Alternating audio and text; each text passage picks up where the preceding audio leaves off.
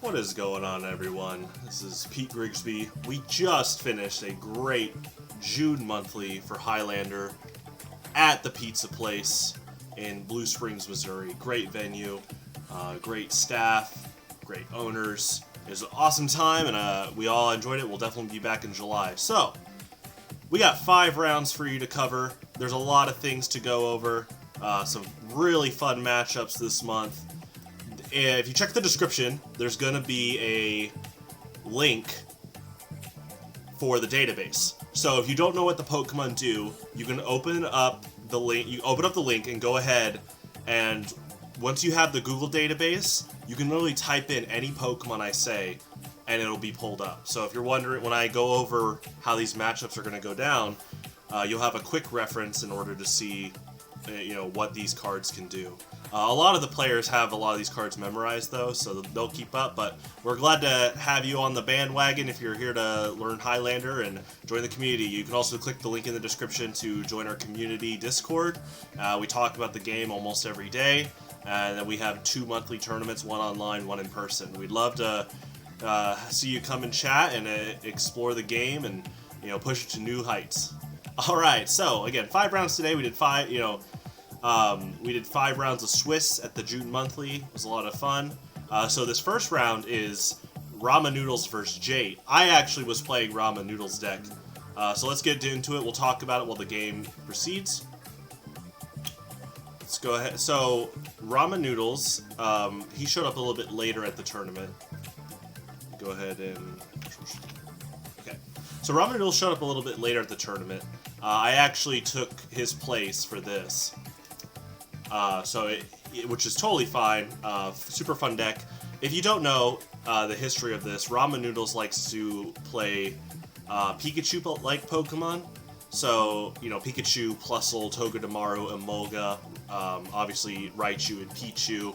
Pikachu's his second favorite Pokemon. Raichu's his most favorite. He mains Pikachu in every Smash game. And so, naturally, in Pokemon Highlander, this is about the only deck he plays because he wants to get better at it. Not just because Raichu's his favorite, but he wants to keep getting better at it. So, I'm on the left, Jate's on the right. Jay is playing a really cool deck. He is playing Deoxys, Talonflame, Walrein, and I'll say more Pokemon as you see them in play. So, Jate's going first. His 6 prizes are on the bench right now, which is fine. He'll just put them on the side later. So it looks like he level balls for Jirachi.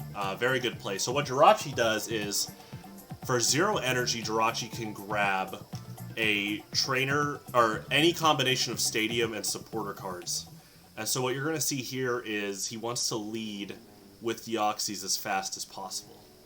If he's able to do that, then he can quickly set up his game state. And what you want here is, there's a stadium called Broken Time Space. And also, by the way, if you want to look up any trainer, supporter, or stadium cards, there's another link in the description called Pikmin cards, which is just Pokemon without the vowels. That is where you can search all these trainer, supporter, stadium cards that I will talk to you about. So Jade's taking his turn. He's attaching to Spheal so that he can retreat and then go right into Deoxys. And Deoxys will grant him the resources he's looking for to get an early lead. You can see in his hands that he has Tormenting Spray. I'm actually also helping him out. It's been a while since he's played the game. So what Tormenting Spray is, he chooses a card randomly in the opponent's hand. If it's a supporter, they lose it. And like you just saw, he just sniped my Cynthia. Really good. It's able to axe the opponent's resources. And he's also playing Talonflame. Talonflame's Poke Power says once per turn, you can make the opponent shuffle their hand into their deck and draw 4. So when you combine Talonflame with Tormenting Spray, you can really axe your opponent out of good resources. So I take my first turn. I open with Roseanne's Research and Stormy Mountain. Very good start. I'm going to grab essentially 2 basic Pokemon and then a basic Lightning. Now I'm going second, which means that I can attach 2 energy in 1 turn. I don't want to mess that up, so I grab the basic Lightning there. That's definitely a thing you always want to push when you're going second, because that advantage of attaching 2 energy on your first turn is huge. you naturally are at an energy advantage from the start if you can take advantage of that. So, rather than me searching for 3 basic Pokemon, I definitely wanted to grab another Lightning. So what you can see here is I put the Lightning on Eevee and Miraidon. So Miraidon has a power. Once per turn you can flip a coin. If heads, you search your deck for a Lightning Pokemon and put it into your hand. So already on my first turn, I have a 4-loaded bench and an Eevee. And so Michael's deck is aiming for blitzing the opponent. Every Pokemon aside from Zekrom has 90 HP or below, which means that you can use Rescue Carrier to grab 2 of them from the discard pile and put it into your hand. Most of his Pokemon also have free retreat or 1 retreat at most. So his deck is extremely nimble, which is a very good skill to even just have as a player in Highlander, because, you know, not every game what you planned out isn't going to go your way, so you got to stay nimble, stay on your toes, adapt to the situation, and make sure your deck's firing off all cylinders. And so Michael's deck is actually very fast. It has a lot of burst potential because Raichu level X and Raichu Break are able to attack twice. If you use Pichu with Raichu Break, you can attack twice. If you use Pichu with Raichu level X, you can attack 3 times. So it's very timing oriented. So we're seeing on Jate's second turn, he has a Delinquent in hand, but he doesn't mind showing me, which is fine. You know, I'm trying to help him out as well. But he's using Winona to grab 3 colorless Pokemon. And so Talonflame's whole line is all colorless. So he's able to play down Broken Time Space and then go Fletchling, Fletchinder, Talonflame in the same turn. Then shuffle my hand and I have to draw 4.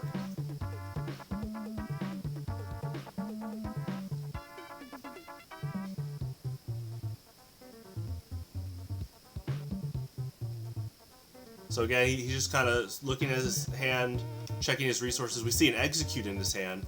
So Jade's also playing Executor. And Executor can actually supporter lock the opponent. He has an attack.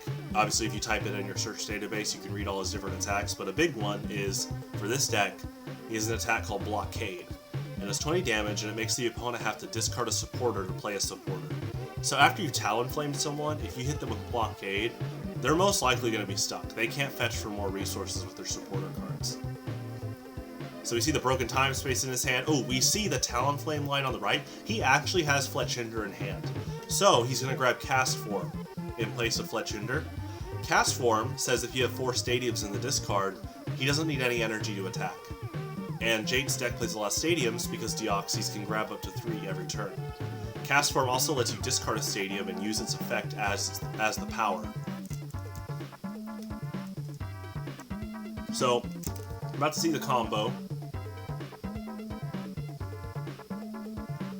I'm laying the prize cards there. It's important to keep track of that. All good.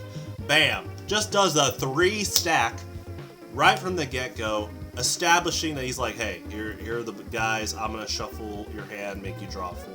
Except, look at my hand right there. I have a hand of 2. And I'm telling him right now, the average player that has a hand of 2 probably doesn't want to shuffle in. See my debate skills? Hands flailing. I'm like, let me tell you, Jate. You probably want to make sure I keep this hand. And I don't mean that as like I'm trying to get an edge. Obviously I'm trying to help players. And so I'm explaining to him kind of like the risk reward of Talonflame. Obviously, on average, if the opponent has a hand of 5 or more, or if they just took a prize, you want to use Talonflame's power. But in this case, I had a hand of 2. I didn't take a knockout. All my resources are put on the bench for the most part. I'm now telling him that he should use Castform to discard the Broken Time Space, so now I don't get the benefit. And now his stadium of choice is going to be Chaos Gym. Just to disrupt me. So Chaos Gym says that if I play a trainer or stadium card, I have to flip a coin. If tails, he gets to use that. And it's the same for him. But he's about to end his turn. So this stun is mainly just going to be affecting me. Because you can see in his hand, he has Delinquent and Tormenting Spray. He's ready to get rid of Chaos Gym after I have to go through it for a turn. And then discard 3 cards from my hand.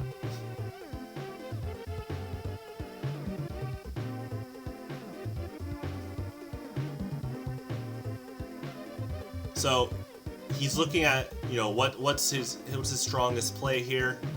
I'm looking at his stadium. I'm actually explaining to him, when you play a card like Castform, it's pretty good to have your stadium sideways in your discard pile, because once it hits 4, it's an easy way to keep track of now that Castform can attack for 0 energy. So he does Deoxys' other attack for 0, which does 10 damage plus 10 for every energy on EV. EV now takes 20 damage. I'm taking my second turn. I use Miraidon to grab Togedemaru. I Evo Soda into Bolt Hunt. I also evolved into Pikachu. Definitely one of those was Evo Soda. One of them was in my hand, though. So I Charon. I actually choose not to discard for the extra card here. Sometimes it's not worth it if every card is very important for your turn here. Like, for example, look here. I have Letter. I want to keep that because I want to guarantee my attachments. So I attach to Togedemaru. I retreat to Eevee. And now we go crazy with the dice with Togedemaru's Electro Smash, which I flip a coin for every Pokemon in play. If I get heads on the target, they take 30. I have Manectric out, though, so I don't have to flip for my own guys except for Manectric, because Manectric protects my own bench. I actually flip all tails, except for on Manectric. Now, see, I know Sax is going into drama school, so if he was playing, he'd probably give you, his demo reel and then have a bunch of Hollywood agents fly out at the next tournament. But for me, I'm good. It's part of the game. It's going to happen. I'm going to flip 4 tails after I flip heads on Manectric. It's just part of the game. But still a strong strategy to do overall. Togedemaru is really looking for being able to just cause chaos. Just do as much spread damage as possible, which allows for Raichu and other Pokemon like Jolteon to really, pick off the Pokemon that are already damaged.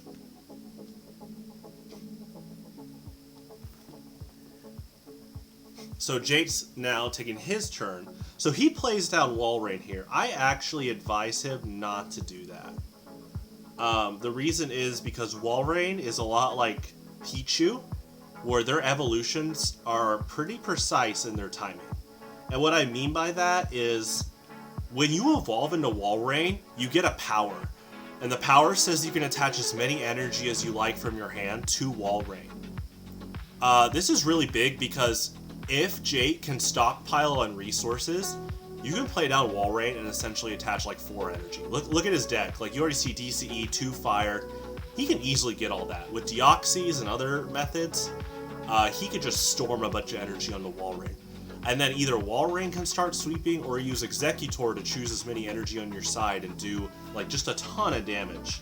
Potentially. It's still a coin flip, but Executor on average does just a ton of damage for each energy out. But Jate's in a comfortable situation still. If Deoxys doesn't go down, he'll just continue to either set up or do chip damage for free.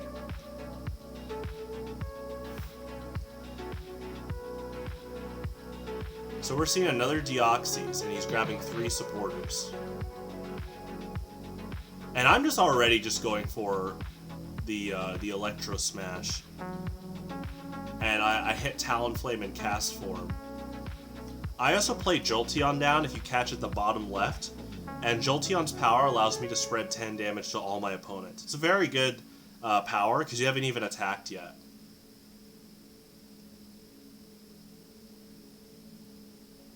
So it's already Jate's turn. He's using that How or Charon that he got from Deoxys last turn. Also, it's Random Spark. My apologies. So Togedemaru has 3 really good attacks. So Random Spark is the one I've been doing this whole game. Electro Smash, you're actually gonna... It actually happened in a game off stream, but my opponent had 3 tools out, and so I was already hitting for 30 for 1 on his side, but if I add tools on my side, it does even more. And then Togedemaru's last attack, Nuzzle, you flip if heads, they're paralyzed, and it does 20. So Togedemaru is just like this Swiss Army knife for 1 lightning energy, who just causes a ton of chaos, disruption, and a lot of potential damage. So, Jate's, kind of looking at that Tormenting Spray. His deck runs multiple, so he's used 1. And this is where Jate would ask me, like, how many cards are in my hand, and stuff like that, because you need to scout out, should I Talonflame him to 4, and then use Tormenting Spray? Now here's the thing.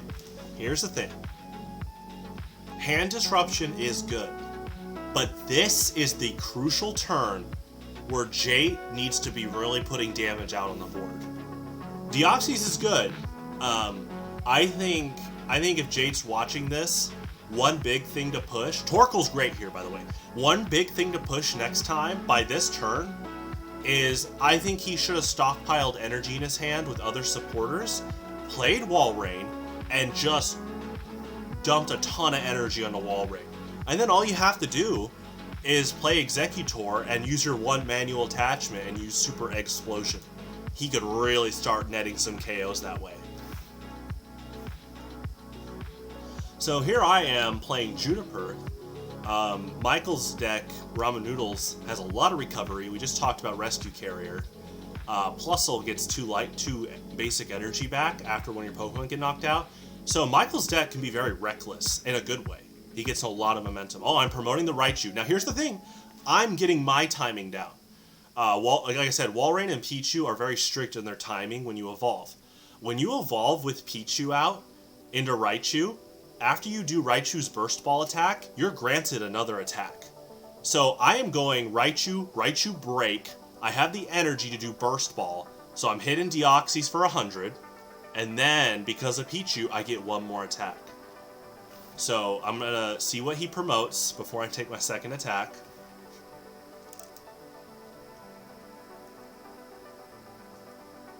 Now, Jake did a great play here. Raichu's second attack lets me spread a ton of damage to his bench that are basics. I would have knocked out Castform here. But he promotes Torkoal, who, a lot like Celesteela and Diancie, say that if they're active, your bench is protected. And so I choose to do Raichu's first attack and set up my Miraidon. Another benefit of Pichu is when I do a play like this to set up another Pokemon, Pichu's power allows me to move all those lightning energy up to Raichu. So if I want to do another 100 or 150 attack with Raichu Break, I can if I need to.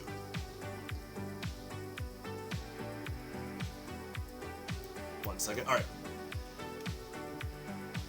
So I adjust my camera, just making sure that the stream comes over. We see the Executor. Now, see, this is what I was talking about.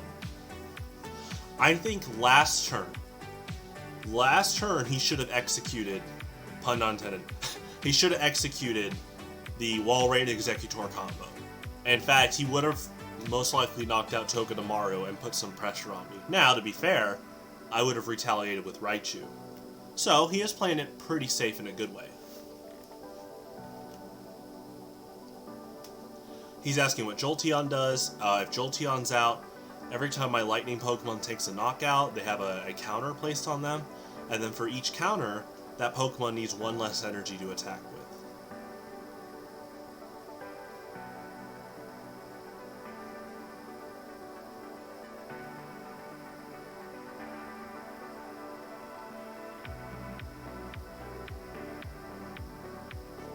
So we see the Guzma, pulls up my Jolteon.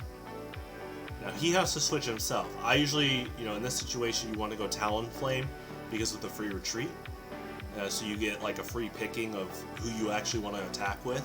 It can be Talonflame, but you can choose someone else if you want.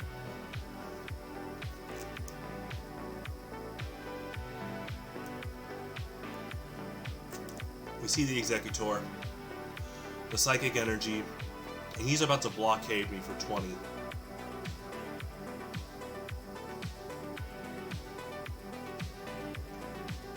I'm explaining to him an ideal situation to Talonflame.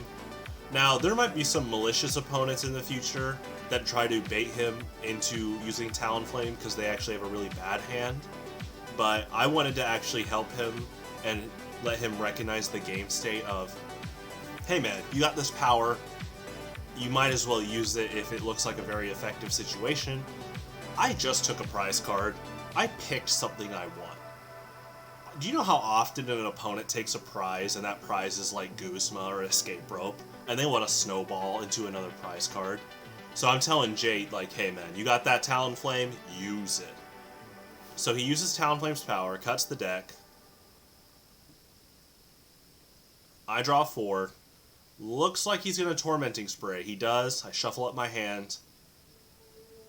Oh, and he gets the... See? He gets the Lysander pick. Now, I didn't grab Lysander from the prizes, but that still is a great snipe to use with that Tormenting Spray. And then he hits me with Blockade. So I have to discard a supporter to play a supporter next turn.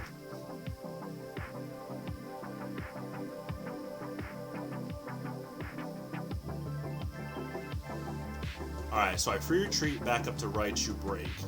I use Miraidon's power, I get Tails.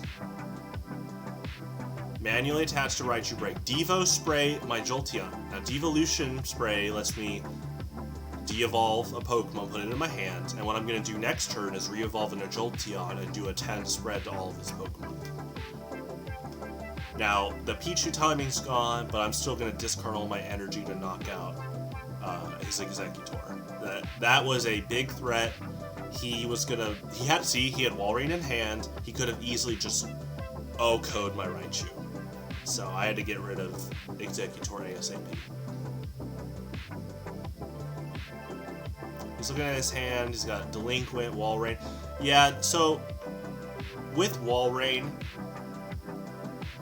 and he's going to play it down again. I'm helping him out. It's tough. Like, excuse me. I see the Marnie in hand, though. So what I would have done is I would have played Marnie, got hopefully an energy or two, and then Evo Soda to Walrein. He could have got like a DCE and a Water. And then he's already hitting with the first attack. But he's got Torkoal. The thing about Torkoal is Torkoal provides a nice like blanket of security, lets him set up. Like I said, Torkoal, Deoxys, and Celesteela are basically the type of Pokemon they're saying, you gotta deal with me first. The bench is setting up, we're getting ready, but you gotta deal with me. And Torkoal's pretty good. He can burn the opponent, he can move energy to your bench. It's definitely very ideal for his situation. So he manually attaches fire to Talonflame, and now it's my turn.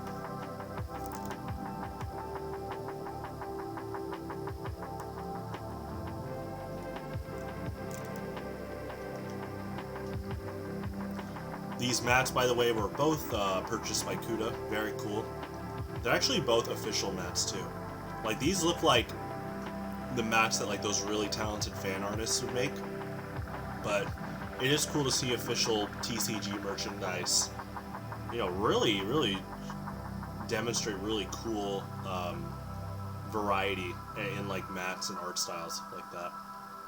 So I attached the double colorless energy to Raichu.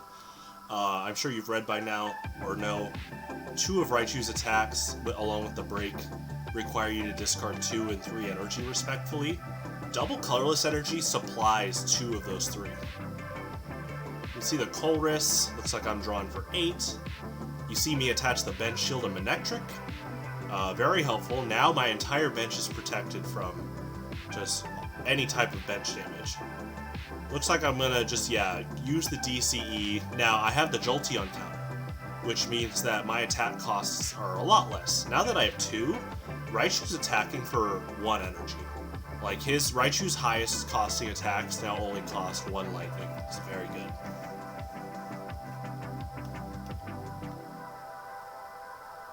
In fact, it actually only costs 1 colorless.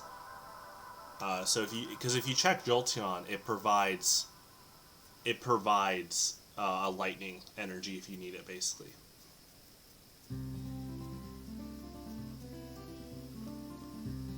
So Jate's looking at his board. Talonflame's regular attack requires 3 fire.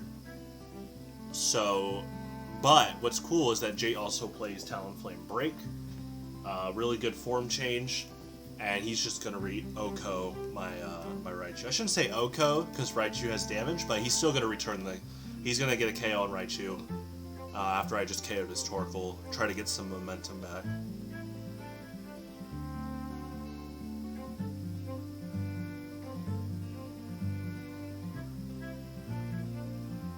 So I send up Manectric. Manectric has a free retreat, so as I play out my turn, I'm allowed to gauge my options here. and then decide who I want to attack with.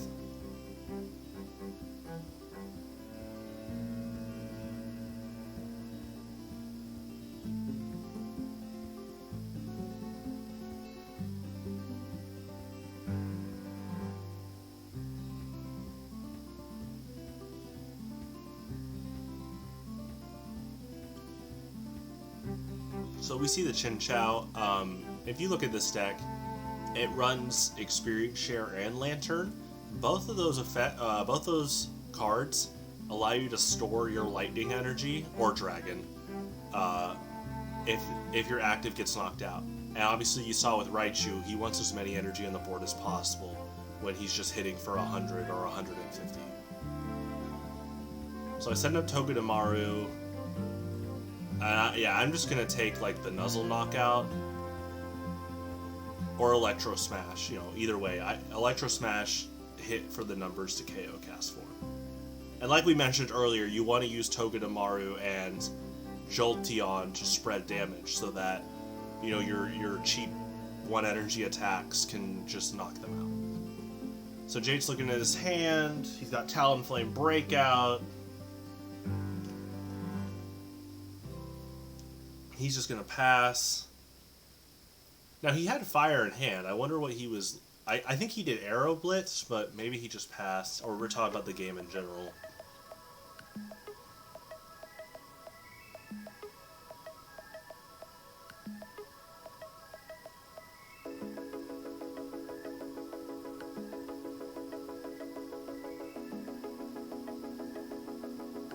Okay, so it's still his turn.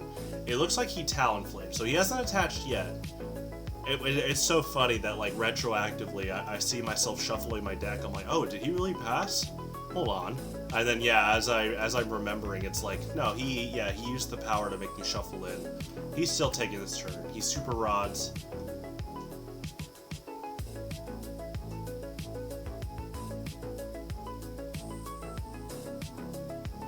Okay, I am taking my... It looks like he does pass. I think he Arrow... Oh, he Arrow Blitz for the Super Rod.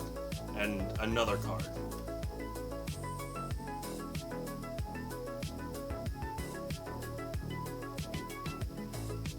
So he has the other fire. Knocks out Togedemaru. And he says he's just going to concede at this point. Walrein missed the timing on his power. His attacks are 3 and 4 energy. If he can get all those energy bursted onto him ASAP, he goes crazy, but he probably looked at his hand. He realized he didn't have enough momentum. So he decides to concede. And that's game 1 of 5. So next is Cuda versus Ryan Green.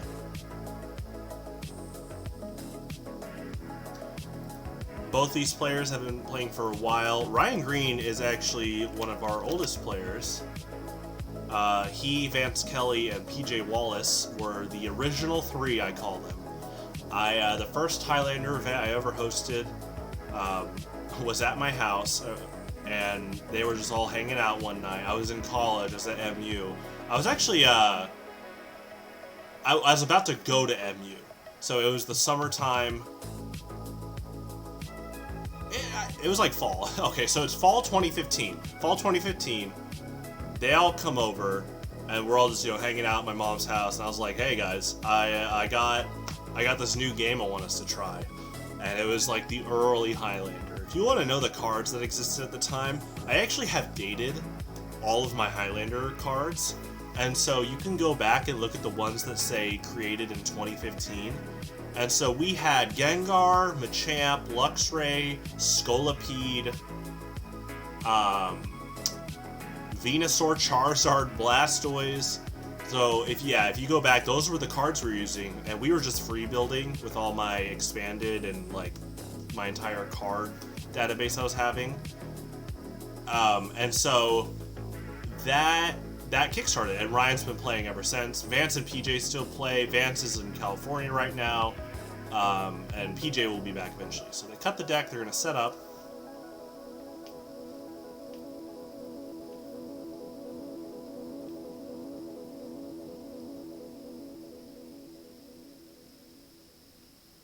So Ryan Green is on the right, and Cuda will be on the left.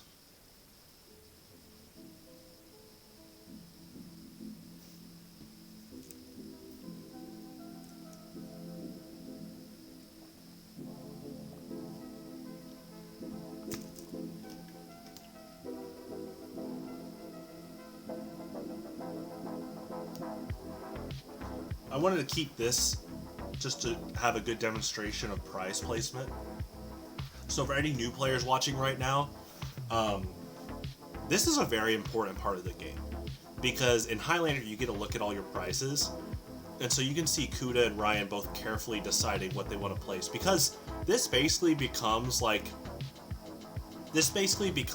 your floating hand. Because anytime you take a knockout, you get to choose from those 6 cards. And so you want to plan for later. Like if we look at Ryan's hand right now, let's see if we can see what he slides into the prizes. Yeah, I didn't catch that one, but he's got a few supporters. He's got a Dragon Energy. He wants to keep 1 Dragon Energy because he wants to guarantee the attachment. Oh, he's just looking at his prizes. Yeah, we see a Cynthia. That's smart. Because if he needs consistency after a knockout, he can grab that Cynthia to guarantee more cards.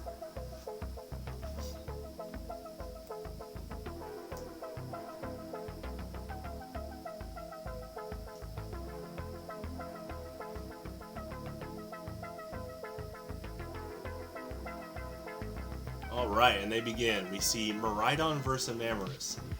Both fully evolved basics, both very good leads. Miraidon has that power that lets him search for a lightning basic if you flip heads, so he already can boost up your consistency. Cuda's going to go for the power. Flips tails. Oh no, I think he passes. I think he actually was depending on grabbing a... Okay, he does Trainer's Mail. Oh, and he whiffs the Trainer's Mail. So yeah, we see... Okay, he does have Level Ball, that's good. But flipping heads on Miraidon and getting Trainer's Mail would definitely have like created a different type of branch for how this game would play out. Spoilers, but yeah, it's... He definitely whiffed on both. Those could have guaranteed him 2 other Pokemon, but at least he's going to get his Alolan Sandshrew. Definitely going to attach to Miraidon and pass to Ryan. Ryan's going second.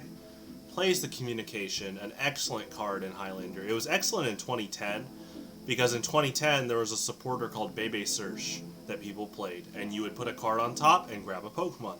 And then this card came out in Heart Gold Soul Silver, and it was basically that effect, but as a trainer. But you had to show it as a Pokemon. So there is that trade-off, but the fact that Communication almost has the supporter effect, but it's a trainer card, is really strong. The way you maximize its strengths is if you play like a high Pokemon count, then your odds are, increase the likelihood that you're going to search for whatever you want. So we saw him communicate for the Kyurem, the double colorless, so in Highlander, Plasma Energy is double colorless. Attaches Experience Share to Kyurem, very smart. Kyurem is just 1 Experience Share away from, so like, he gets 2 attachments this turn. So we'll see if he attaches a Dragon Energy to Kyurem, because what will happen is, he could get an Experience Share Dragon Energy, and then just attach DCE pretty quickly in the game and start doing Glaciate. And Glaciate is a 30 damage spread attack. One of Ryan's favorite stadiums this year, Viridian Forest, lets him discard a card and grab any basic energy. Very good. So now he does his double attachment on Enamorus. Nasty, because he's going to do a lot of damage on the first turn. Again, that's the benefit of going second. Going first, you get to evolve first, fetch your resources first, but if you go second, you get 2 energy. And so you can do a higher amount of average damage than the opponent.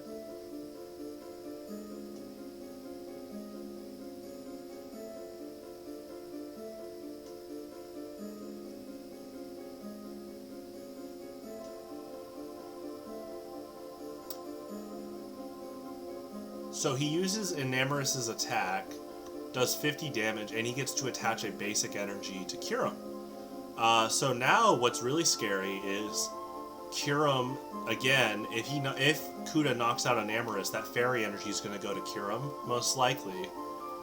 And then Ryan's only a few energies away from Glaciate at that point.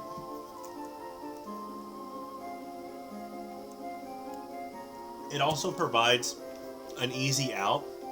If Enamorus gets knocked out fast, he can attach the fairy to Kyurem and then retreat for 2. and then go into an attacker he might want to retaliate. I mean, you could technically retaliate with Kyurem if he does the Glaciate play, or if Kyurem racks up some damage to do Outrage.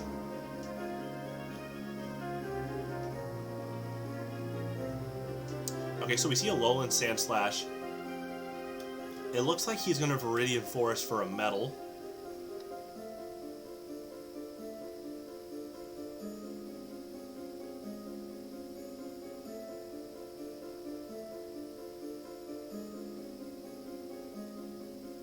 Retreat goes to the Alolan Sandslash, and we're going to see the form change into Sandslash level X. Now what's cool about this is he gets dual typing. So Alolan Sandslash is Metal, Sandslash level X is Fighting. So now Sandslash level X is both Fighting and Metal. The Metal energy will provide a Fighting and vice versa. He's about to do Sandslash's 1 energy attack, which does 60 and 20 to all bench. Now, that's usually catastrophic, and more so at the benefit of Cuda for the way his deck plays. But I don't know if he expected a deck like Ryan's to play someone like Kyurem, who gets stronger for every damage on him.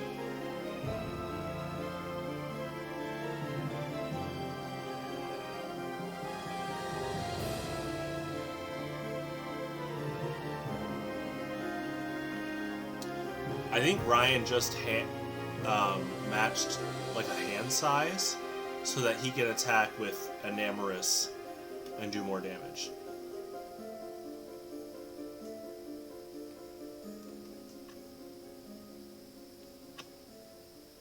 Oh no, I think, judging by Cuda's hand, he does not have a basic Pokemon. But he's going to use Sandslash's power, grabs 2 energy.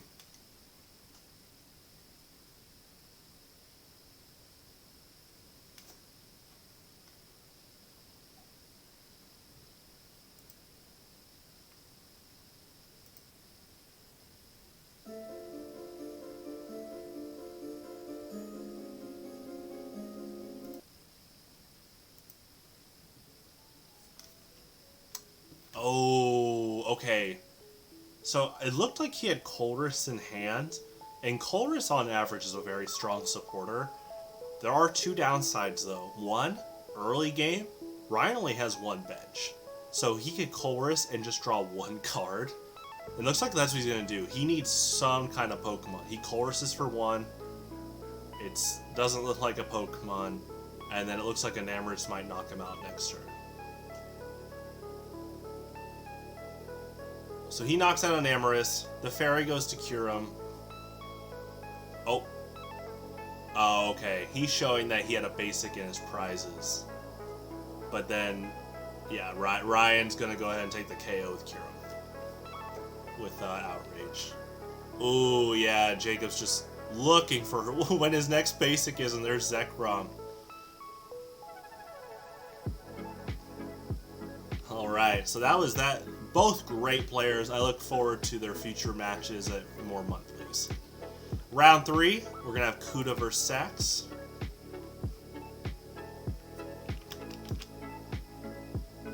Oops.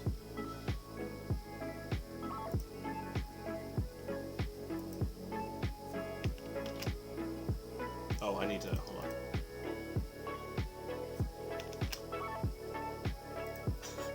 I'm learning this shortcut here, but I'll just do this. Alright, so let's go ahead and jump ahead when they start. Alright. So, Cuda obviously playing the same deck. You know, at a tournament you're locked into the same list. Sax is playing a very cool deck with Malamar, Galvantula, very like confused punished. Or he like punishes Pokemon for being confused. Galvantula says if a Pokemon leaves without retreating, the next Pokemon's confused.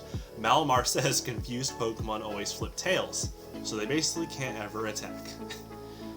Gengar can move damage around with Curse, and then Shiftry is able to de-evolve the opponent's bench. So there's a lot of crazy stuff that can go on. You can sneak in some KOs. Alright, so we're seeing a very good opener for Sax. He plays Bridget, where grabs 3 basic Pokemon, and he plays Communication to grab a 4th Pokemon. So we see Seedot, Joltit, Ghastly, and Relicanth on turn 1. He attaches the Rainbow to Malamar. He uses Malamar's ability to confuse both Pokemon. Cuda cannot evolve on his first turn, so Magnemite will stay confused, unless he has something like a Pokemon Center Lady.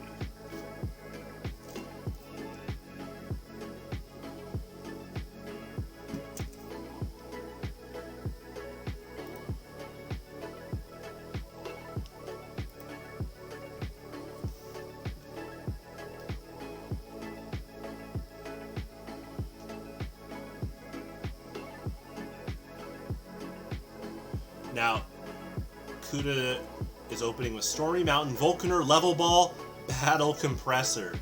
Now this is a sign of a good player, is that to save time, because each round is 45 minutes, if you're going to search for multiple cards in your deck, you might as well do it all at once. Because instead of, look what he played. Stormy Mountain, Volcaner, Level Ball, Compressor, and Battle VIP Pass would have been 5 shuffles separately.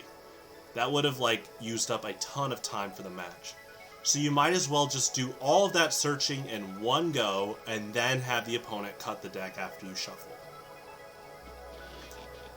AKA, Cuda responds with his own amazing lead on the first turn. And we're not even done. He got out Miraidon. Miraidon can let him extend his searches even more.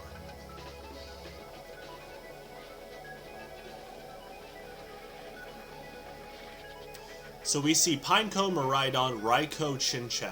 Just like Rahma Noodles' deck, Cuda plays Lanturn. He's actually not going to get it out yet. Lanturn is basically very good energy battery and can do a ton of damage by himself for all the lightning energy stockpiled on him, but also on other Pokemon. So definitely got to luck out. He is getting the Chinchou out. Looks like after the Miraidon power.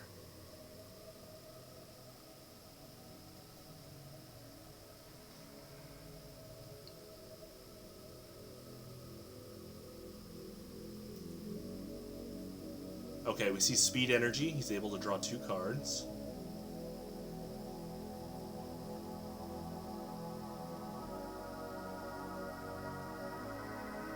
And then he's going to manually attach to Raikou. Raikou has a Poke Power that when he attaches an energy to him, he gets to place 1 damage counter. Sax taking a look at the dessert menu. You know, he's juggling both the game and his appetite. Definitely a sign of a skilled player. Now see, that's a lot different than if you were texting on your phone during the whole match. That can be seen as disrespectful, but in Sax's case, he is trying to support a local business and be at the top of the Highlander ladder.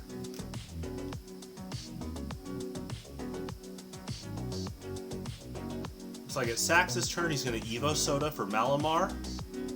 And it looks like he Evo Soda'd for Haunter and he had Malamar in the hand. Malamar has a pretty nasty first attack, which has the chance to snipe out the opponent's whole hand if their hand is 5 or below. Sax's gonna play Cynthia.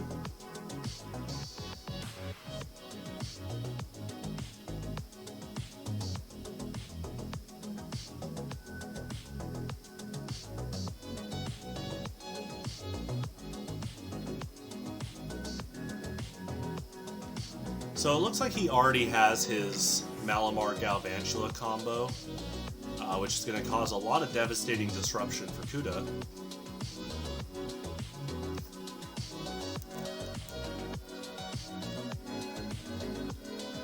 Does the manual retreat to Relicanth. He's going to use Relicanth's attack for 0 energy. It lets him cast a card to the Lost Zone and draw up to 6 cards. Not 6 cards for the hand, 6 cards. So Sax already had a few cards in hand, but now he's drawn an additional 6.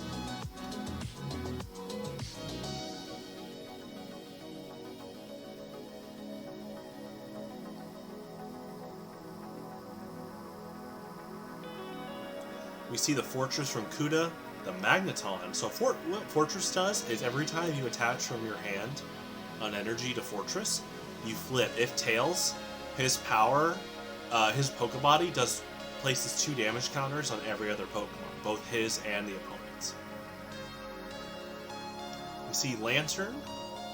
He's going to use... Okay, he's using Miraidon's power.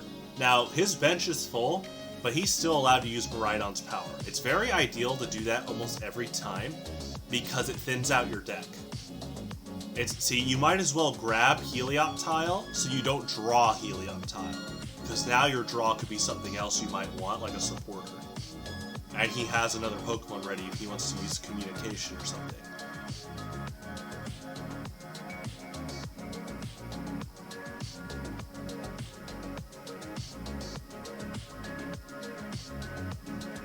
See the manual attach from Lanturn.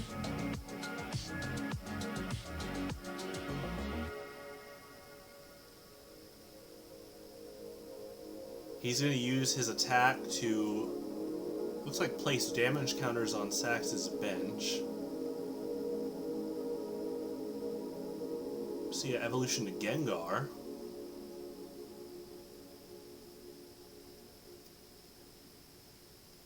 Nice. Pokemon Center Lady. Okay, he meant to do that on Gengar. Cuda's gonna let him. He should have retreated first, but it's really no big deal. Okay, we see the form change to Mega Gengar. Mega Gengar has an ability that says the opponent cannot retreat. Just flat out. So now, what this lock does is Galvantula makes the opponent have to use switch, like, Galvantula says if they switch, they are confused. So naturally the opponent will want to retreat. But now Mega Gengar says they cannot retreat. So Sax has placed this lock, and one of your only outs is to either evolve or get rid of the special condition like we just saw with Pokemon Center Lady. But that was on Sax's side. So we'll see how Cuda handles this.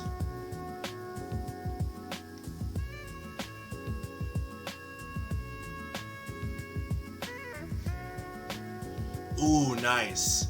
So, unlike the last game, from a Colress to 1, we go to a Colress to 9. That's a great way to really refresh the hand and get a new game state going. Hopefully. He could draw all cards that he doesn't play down. But it's still just a great way to increase your odds to make progress.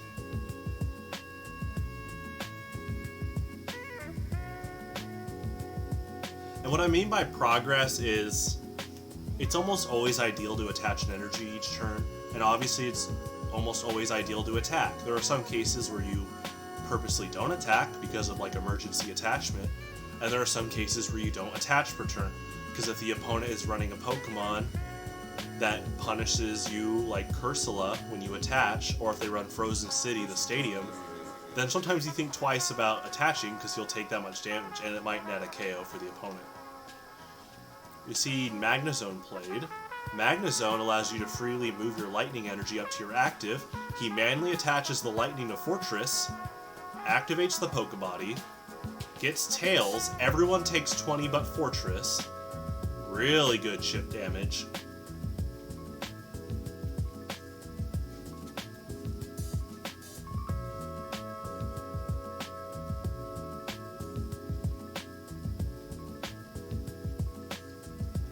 Thinking about, should I commit with Lanturn and keep spreading damage, or should I move to a new attacker?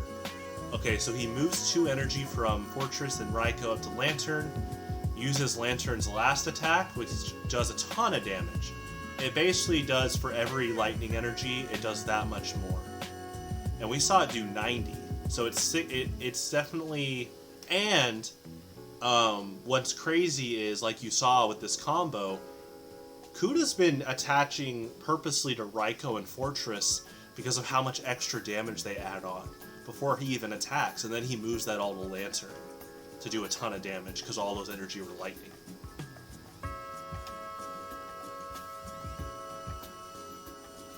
Alright, we see the we see the special darkness on Shiftry.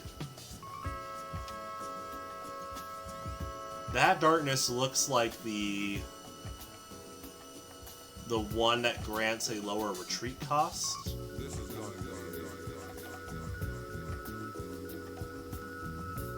Which makes sense because Sax will want to retreat when Galvantula is out, because Galvantula can punish his own Pokemon. We see Repel, kind of a rare card right now, but very good in this deck because it forces the opponent to switch.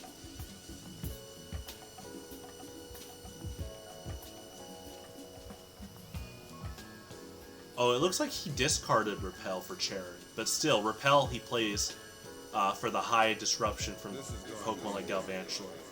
Well, it looks like it worked. Yeah, I couldn't tell if he was discarding with Charon or actually playing Repel, but he does use Repel.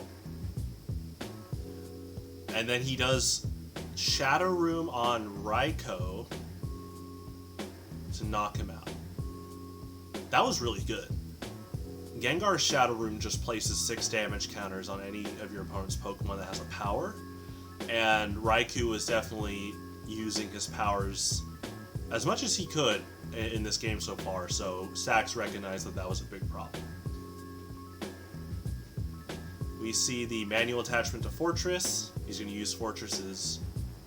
Oh, no, that's the power. So Forretress has a Poke Power that lets him accelerate an energy from the discard pile to him and attach it, and then he takes 10 damage. We see a Alolan Sandslash. Now, the really cool synergy here is Sandslash lets you look at the top 6 cards of your deck and grab as many energy, but first he's going to Volkner, very smart, thin out your deck.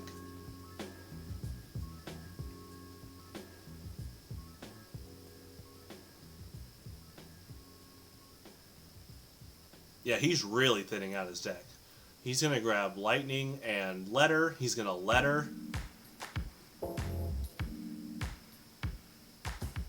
And if you see Pokemon like Zekrom, Zekrom lets you attach as many basic Dragon and Lightning energy as you want from your hand as his attack. So he could do that, and then attach it all to like Forretress, and then potentially just do a ton of damage. Okay, so he shuffled up. He's going to use Sandslash's power. Top 6. He grabs 3 energy that way. So Cuda's got a ton of energy in the hand. We'll see how he uses that. Sax is thinking, I should have cut better. I should have cut better. Now he has way too many energy. And we're about to find out, though. Well, will the apocalypse come? Okay, we see the... He wanted to manually retreat, but Sax reminded him of Shadow Room. So Sandslash is stuck, unless he has a switching card.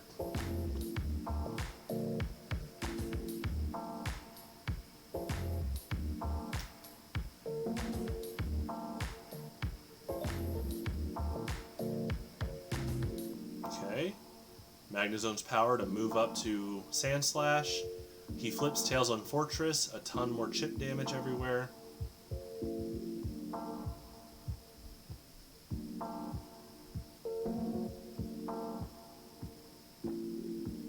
He is going to Sand Swirl, which does a lot of chip damage. He basically just did a huge, damage to every Pokemon on Sax's side attack. Shows the stream of his fresh water set. I wonder if he's showing that because he feels like it's too late, or he's ready to do that next turn to help repair himself from all the Forretress damage.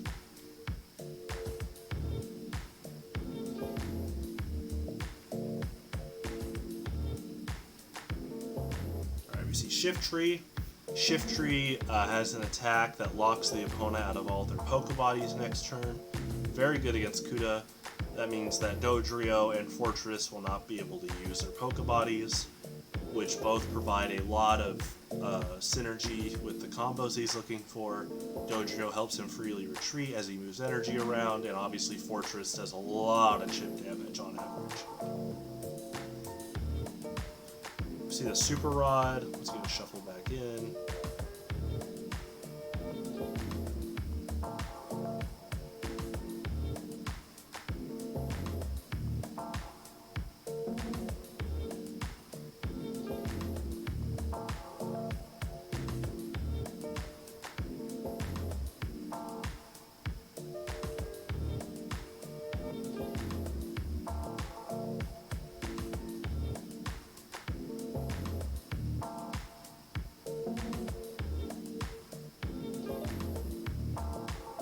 Okay, he's super odd.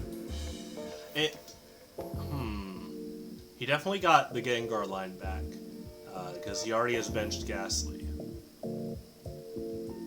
Okay. Looking like he is paying to retreat for Shiftry. Which means that he probably has the other special Dark, which says if they're an EX. Oh, okay, that was just a basic Dark. It's just that the new Scarlet and Violet ones have a bit of different of a design in terms of border and just overall on the card. Okay, that makes sense. So he pays the retreat, attaches the Psychic to Galvantula, looking like he's going to probably double thread, which is just like a really good dual spread attack.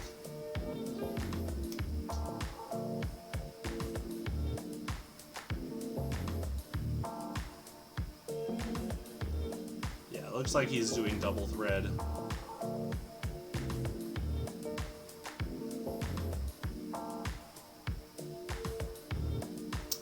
Alright, so we see the basic metal attached to Forretress.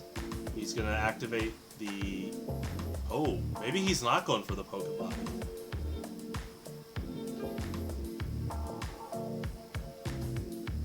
Oh, yeah, he used Armor Up. Definitely, because you can see the 10 damage placed after. Okay, so he hasn't done the Forretress Pokebody yet. Fresh Water Set. So, really cool card. It's kind of off the radar because Potion heals 30. This only heals 20. But it heals 20 from all of your Pokemon. So it's a counter spread. It's a counter spread trainer, but it's also really good in Cuda's deck because of all the self damage you do. So essentially, after you do a Fresh Water Set, the opponent has to read all the negatives of Forretress's Pokebody, while you get to kind of mend your team.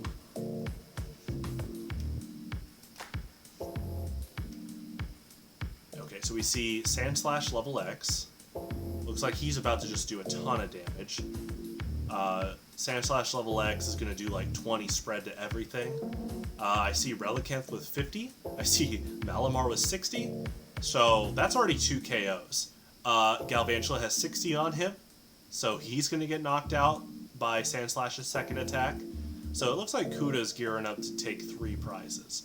Another net bonus is that Zekrom has the Outrage attack, which does 20 plus 10 for every damage counter on him. So doing self-damage from Sandslash level X is another combo for a Pokemon like Zekrom. Or just another great combo in Cuda's deck that is really pushing the strengths of self-damage.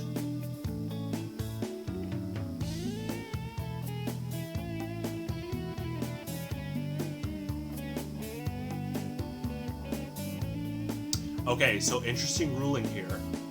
Sandslash has a lightning energy, not a metal. So he cannot use Sandslash level X's second attack because he needs it to be a metal or a fighting to provide that energy.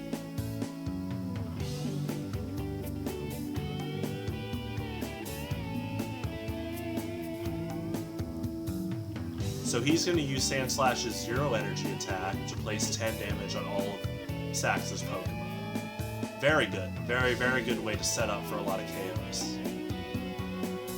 Sandslash level X provides 20 more HP, so it does guarantee some more safety against whatever Sax might bring up to do damage with. If he does damage, he could pull a Relicanth and try to set up. The interesting thing here is, it looks like Sax is at 2 prizes left and Cuda's at 5. So, but Cuda could easily take 3 prizes next turn. It's a very daring situation. Technically, Sax is ahead. He could try to go for a setup attack with Relicanth, but his bench is in danger, so.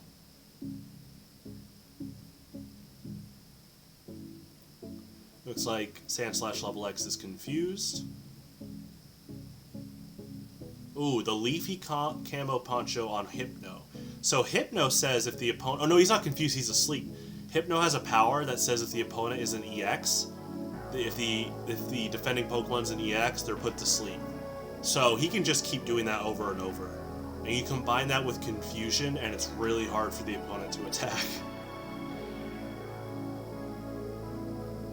All while Gengar moves damage counters around with Curse. So we see the metal. He's gonna sleep check. Okay, looks like heads. This is gonna be huge. He's gonna do Sand Slash level X's second attack and just take a ton of KOs.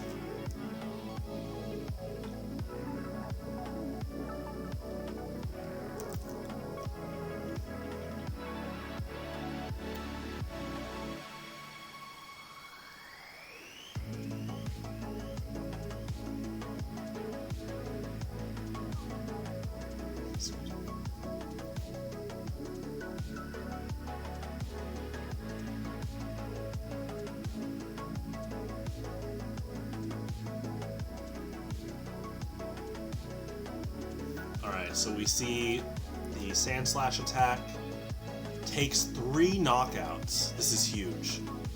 I can't see what he's getting. I see a lightning and a metal that he keeps in the prizes. Looks like he grabbed a supporter as the last prize.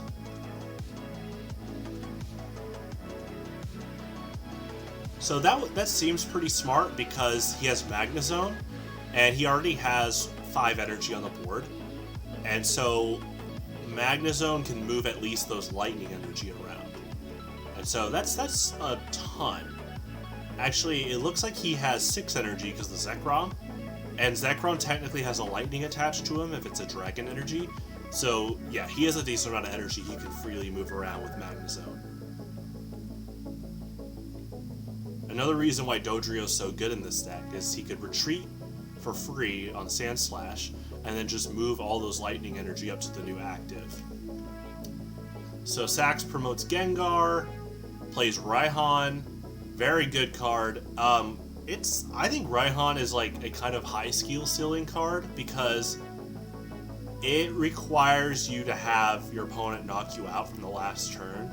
And so your brain naturally thinks, why would I want to play a card that that only activates when I'm technically at a quote deficit or something happened to me that I'm trying not to happen. But you know, if you're a more reasonable, down-to-earth, experienced player, you recognize that the average game is going to have knockouts on both sides. So if you can keep Raihan in your hand or your prizes, the crucial timing that he kicks in for his effect is big. So what we're gonna see what Sax gets off of Raihan. He gets the psychic attachment.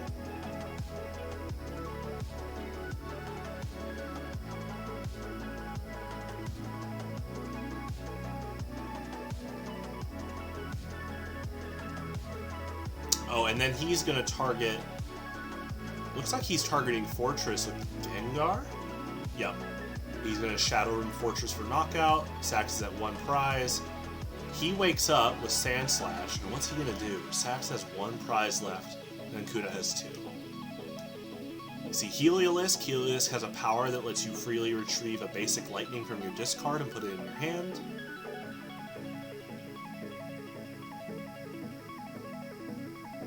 Fresh water set.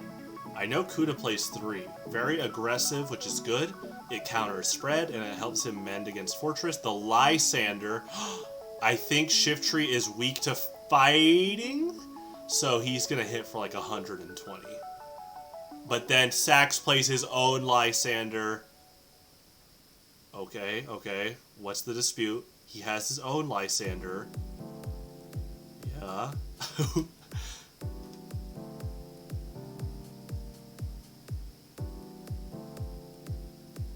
Yeah, so it looks like he gets the Lysander and then secures the knockout with Gengar. Very close game. Great set. Alright. Round 4, we got Steven versus Sax. Steven has been on a tear lately. He has won multiple monthlies just this year.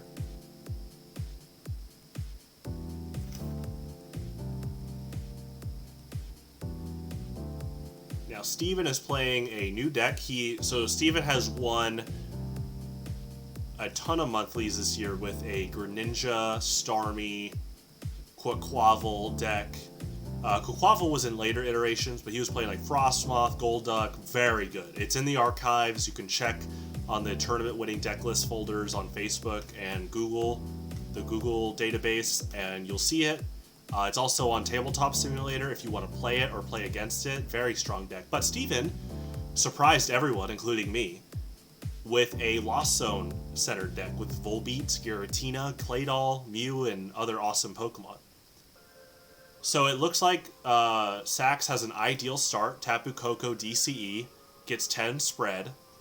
Very aggressive, establishes chip damage from the get-go for future KOs. Steven is replying with a Collector, grabs Cottony, Giratina. Okay, so he had Cottony in hand. He probably drew it. Okay, so he's grabbing Mew, Enamorus, Giratina. We've seen Enamorus a lot at this tournament. We saw her at the last online tournament a good amount. Because Steven has been doing so well with Greninja, more people have been playing Enamorus because she says that all your Pokemon with a Fairy Energy can't be affected by the opponent's abilities, so you can't Water Shuriken those targets. So he attaches 2 Fairies, one to Cottony, one to Enamorus.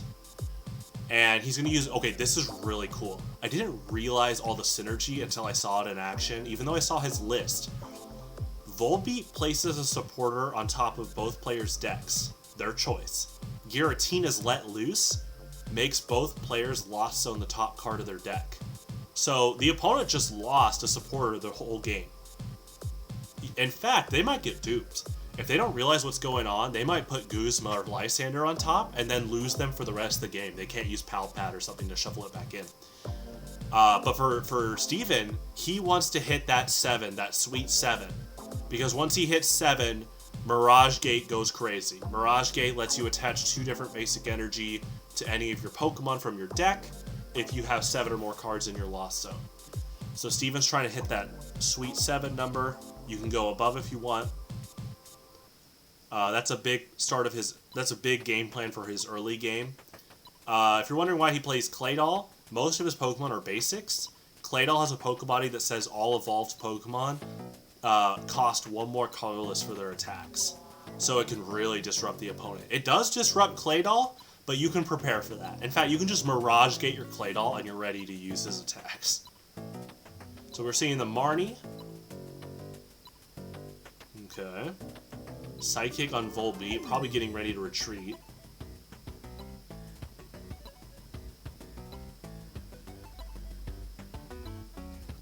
Yeah, manual retreat to Cottony. Now, Cottony was played last turn, so he's going to Evo Soda for Whimsicott. Whimsicott has an attack that has you Lost Zone 2 cards from your hand, and then you search your deck for any 6 cards. So, Steven's deck obviously requires a lot of setup early on, but like we mentioned with Mirage Gate and Pokemon like Arceus, he's going to go crazy. That's like part of the ultimate overseeing game plan. Mid-late game, you just blitz with Arceus and Mew. Mew level X lets you access basically all Pokemon in either player's Lost Zones and use their attacks as long as you have the energy for it. But Mew also has a power that lets him accelerate energy from the deck.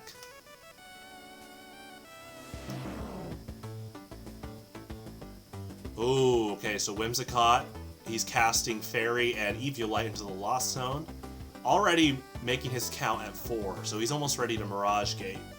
Now, in Highlander, you have what's called Shuffle Armor, which means whenever you use an attack to fetch cards to your hand, those cards cannot be shuffled in next turn by the opponent. So if Sax is to play Marnie, Judge, or N, those cards aren't going to get shuffled in.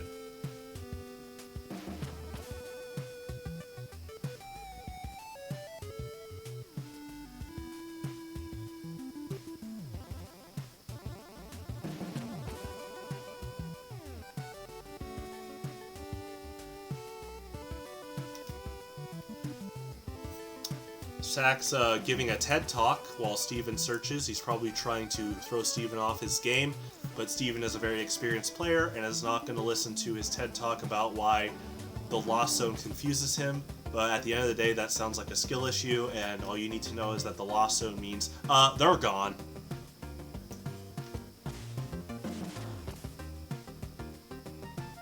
Alright, Sax plays the Bridget.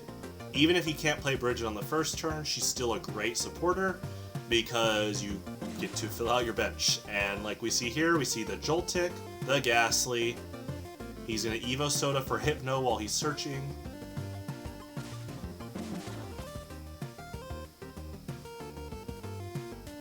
And Inkay.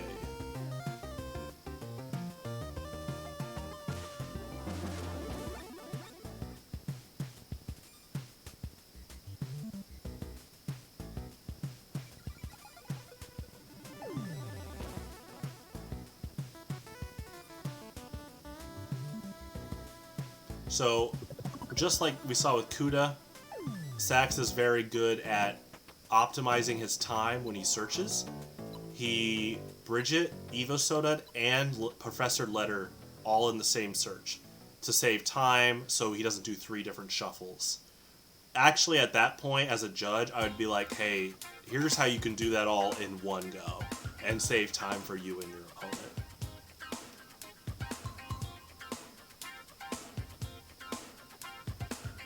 Everyone in the Highlander community so far is very laid back, but also competitive. So there's no like aggro rule sharking of quote slow playing. There's a lot to understand in Highlander, so players understand that there's a lot of different branches you can take for your deck every game. So we're not going to go out and accuse people of quote slow playing.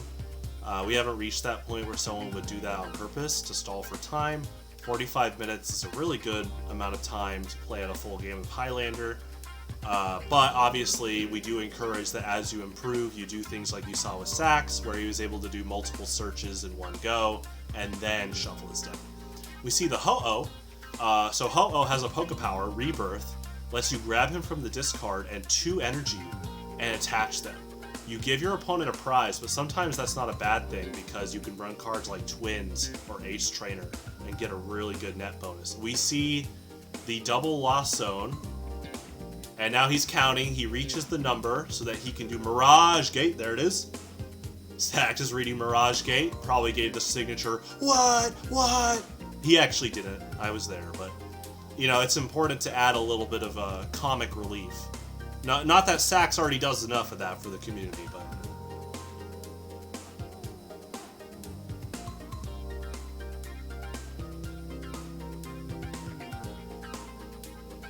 So we see the Mirage Gate on the Ho-Oh. Ho-Oh has an attack that does 20 plus 20 more for every different basic energy on Ho-Oh. So now Ho-Oh's swinging for 80 damage. All in one turn, by the way, which is pretty nuts. We see the Claydol. So Claydol is going to make all of Sax's evolutions and Steven's cost 1 more colorless. Retreat, Ho-Oh.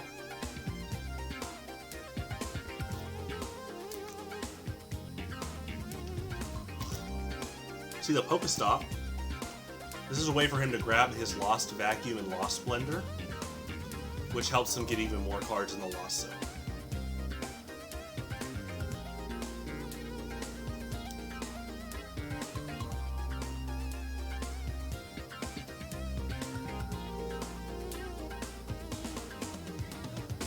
Okay, so we see the knockout on Tapu Koko, first prize taken.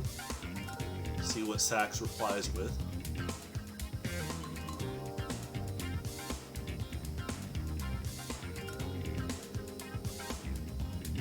See the Unknown S, very cool card.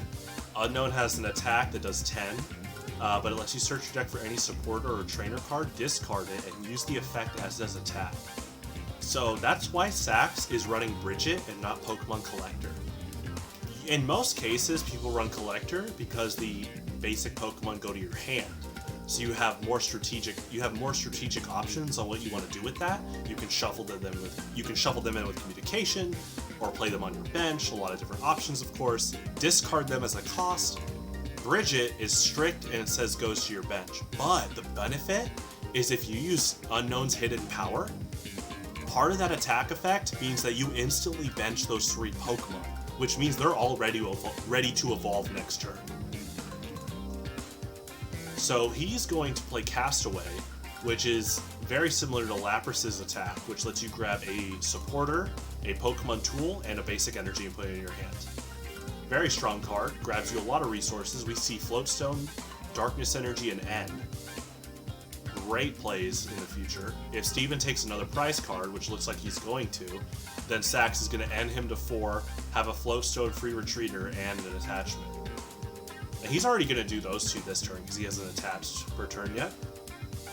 He's going to hit in power for 10. And so another cool thing about Unknown is when Unknown is knocked out, you get to use a power that lets you grab any card in your deck that the first letter matches what Unknown was knocked out. So in this case, Unknown S would grab him any card in his deck that starts with S. And what's really cool is he's playing a new supporter card from the Scarlet and Violet set, which says shuffle your hand into your deck, draw 8, but your turn ends. Well, he's already using Hidden Power. His turn's ending anyway. Very cool synergy.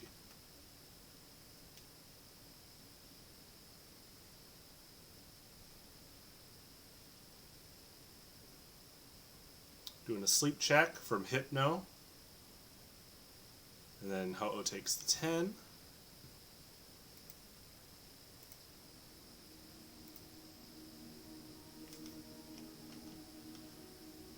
Okay. See, the Lost Vacuum gets rid of his Floatstone. Now, in most cases, people like to play Field Blower instead of Lost Vacuum, just because there's no cost. But the benefits of Lost Vacuum is, in a Lost Zone centered deck, you want to increase your Lost Zone pool, because Pokemon like Mew level X want to access the energy supporters and Pokemon, but also, you Lost Zone their tool. So, one thing about Field Blower is there are Pokemon and cards that grab tools back from the discard. But in Steven's case, he banished the Floatstone, so Sax will have no way to get it back. See the Marnie. Very good. Sax was now see, Sax doesn't get Marnie because he hit Empowered and has Shuffle Armor on his 8 cards. But Steven wants those new 5 cards. Let's see what he gets off of it. I see a Super Rod, a Nest Ball, a How, Como-O, and a Marnie. He actually can't really use any of those. He could technically use Super Rod, yeah, but I don't think he wants to right now.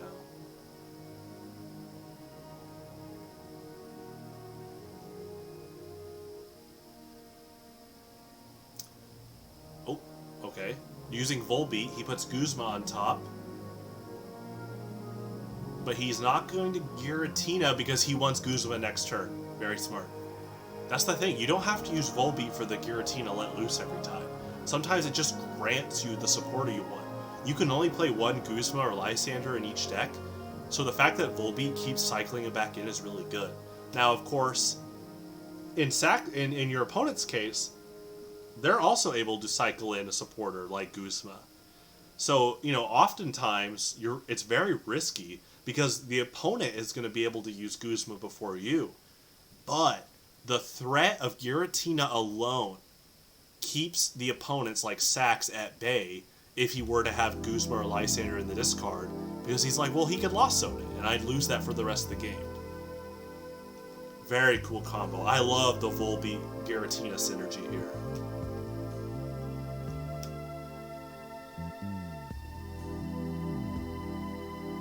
Ooh, he tries to Mental Trash his Malamar, but Steven shows him Claydol. Sax would need a extra colorless energy, and he can't DCE because Mental Trash costs 1 darkness energy. And for any new players, DCE stands for double colorless energy, which is a very good card. Okay, so he wants to redo his play. Steven's a good sport, lets him do it. Now in a tournament, you're totally allowed to not let them do this, but like I said, we're all pretty laid back. We're very competitive, but here's the thing, you can be competitive and be a good sport. You can just be like, hey man, let's play to our best. The only times, here's my thing though, there are cases where you should not let your opponent redo things, and that's if there's too much knowledge that's gone by. So what I mean by that is, if the opponent hesitates on something, and then plays cards to look into the unknown, like a deck search, a draw, then they already know too much, and that alters their play. Don't do that. Don't let them redo stuff like that. But if it's a simple thing like Sax, where he just was about to end his turn with an attack, but he's able to do an attack with someone else because he's reminded of Claydol, yeah, that's fine. Looks like he's placing damage counters around with Gengar, kind of like what we saw with him against Cuda. He kind of wants to punish Steven for having some of these bench sitters that are helping him a lot.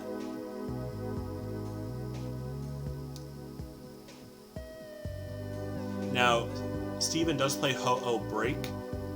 In his deck, you're not going to see Ho-Oh Break use his attack because it costs 3 fire and 2 colorless for 160. But Ho-Oh Break grants Ho-Oh a lot of extra HP. So there are some matchups where it's like, well, Ho-Oh's already swinging for a lot, I might as well give him more HP. Also, he has Phoenix Turn, which says when Ho-Oh's knocked out by damage from an attack, you flip a coin. If heads, you actually just keep Ho-Oh out. Your opponent still takes a prize, but now you keep Ho-Oh Break out. And it's almost a way of saying that, oh, I get 2 form changes this game, you know? Or multiple, if you keep flipping heads.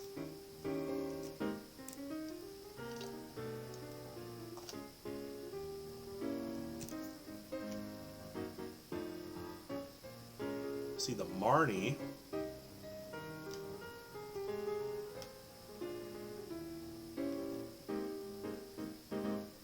Okay, so Sax is reading Enamorus.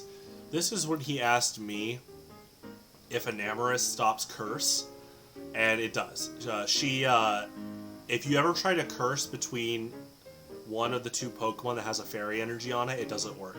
Because the way Enamorus blocks abilities, that will block Curse, because part of that sequence involves a Pokemon with a Fairy Energy. Okay, so we see Ho-Oh swing for 80.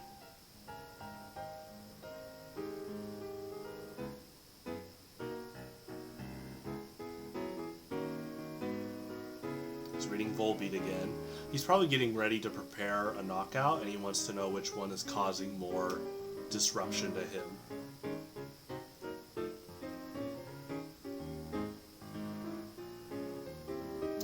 Plays the Lysander, pulls up Claydol. He wants Claydol gone because his attack costs are a lot higher. He actually can't Poltergeist, but he's gonna Shadow Room, or he's just looking at his prizes. He's probably contemplating if he should prepare ahead, and if he should dedicate another energy to knock out Claydol with Poltergeist, potentially. We also see Rampardos float down to the ground. He was practicing a meditative state. You know, watch out, you know, there's Rock Polish, but now Rampardos can also levitate. He's been training hard at Yoshi's Island while also on vacation. He's also been observing all these games, so watch out for him at future tournaments. See the Galvantula, Steven given that a good read because anytime he switches, they're going to be confused now. And he has the Malamar combo out, so all confused Pokemon will always flip tails. Plays Galor Mine, which adds 2 colorless to every Pokemon's retreat cost, making it really hard for Steven to do a manual retreat. And looks like he Shadow Rooms the Volbeat. Very smart. You know what? That is definitely one of the plays of the tournament, because I just reminded you that he doesn't, you know, with Volbeat Giratina, the opponent has to be, like, very careful about what they put on top of their deck. He plays his Lysander when he knows Volbeat will be gone. Because if he doesn't do that, then Steven could have him shuffle a supporter in, like Lysander, and then get it Lost Zoned. But now that Volbeat's gone, he can't do the Volbeat Giratina Lost Zone combo on his Lysander. We see Galor Mine replaced with Lost City. Lost City says that when a Pokemon is knocked out, everything on the Pokemon, including their energy, is placed in the Lost Zone. And we saw in the last game that Sax recycled Gengar back into his deck. So now Gengar just won't be coming back this game. You see the Super Rod. See? He just... he could have easily Super Rod that Gengar line back in.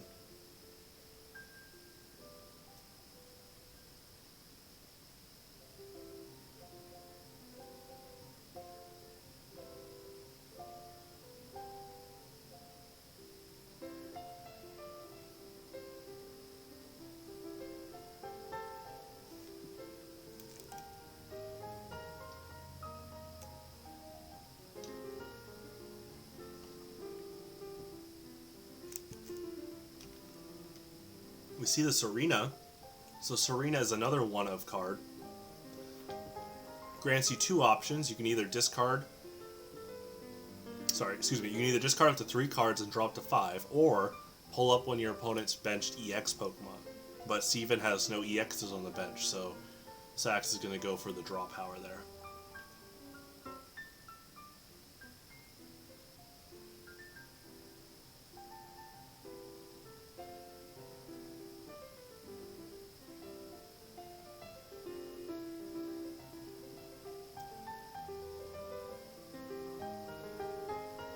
I guess technically you wouldn't call it draw power.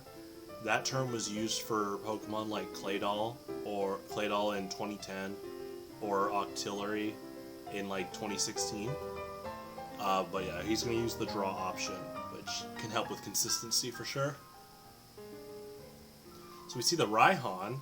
So Sax has been really good at his timing with Raihan. I know he's tested this deck a bit, so he's definitely pretty experienced on maximizing the timing on those. So actually it looks like he didn't play Serena? Okay. I think he discarded Raihan with Serena. Oh, he's going to play Toy Catcher, another one of. If a Pokemon has 50 or less HP, you pull them up. Okay, and I think he's going to hit him with Seal Off. Very strong here. Seal Off turns off all Pokebodies. Enamorus doesn't have her Pokebody, and then if he were to play down Mew, and Mew level X, Mew can't access the Lost Zone. That's huge, because this is part of the... See, Steven is like, oh man, you just shut down my big play. He's got Mew in hand right there. Steven, this is like the ideal game state where Steven was going to play down Mew, level up in the same turn, and use a crazy attack from either player's Lost Zone to reverse momentum onto Sax. But Sax just turned off all Pokebodies. That's a great retaliation. Okay, we see Mew. Grass. So this is a very interesting mid-game because both players have 3 prizes. He plays the Mirage Gate.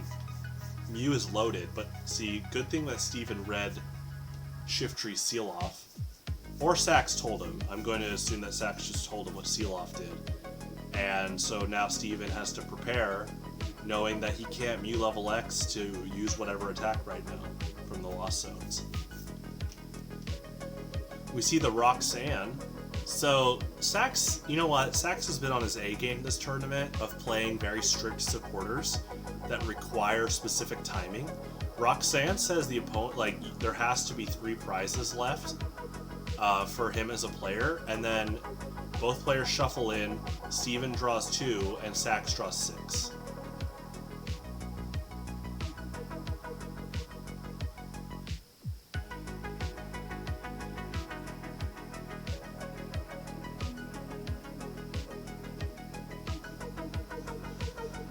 Oh, I think he's playing Repel, making Steven switch.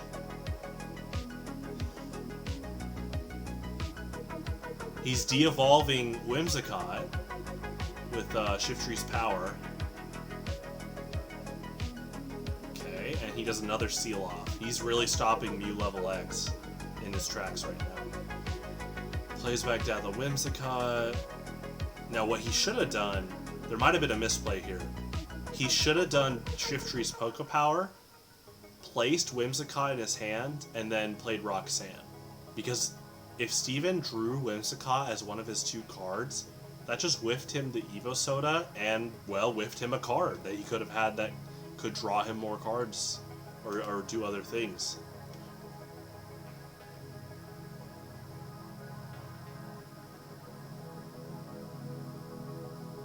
Also, Shiftry says that whenever your opponent flips a coin, it's always going to be tails. So if Steven were to play a card like Pokemon Catcher, it's always going to be tails, that he won't ever pull up a bench Pokemon that way.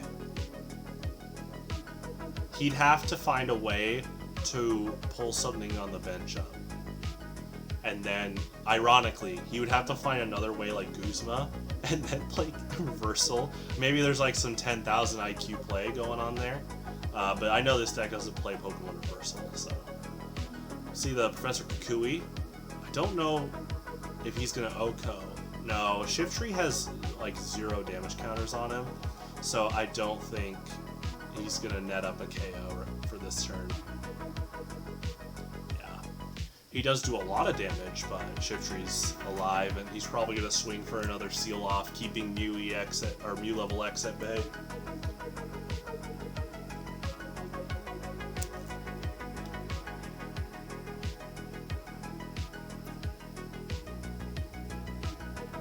See the Psychic Energy on Galvantula, the Leafy Camo Poncho on Hypno, which protects Hypno from any supporter pull-up like Guzma and Lysander.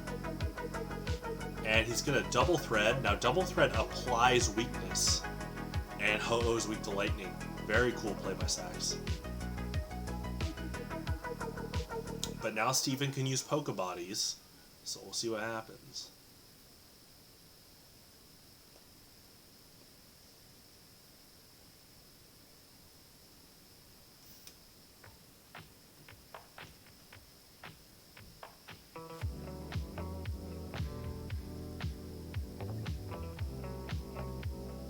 Flips for a sleep because of Hypno. Wakes up. Now we'll see what Steven does. He's thinking.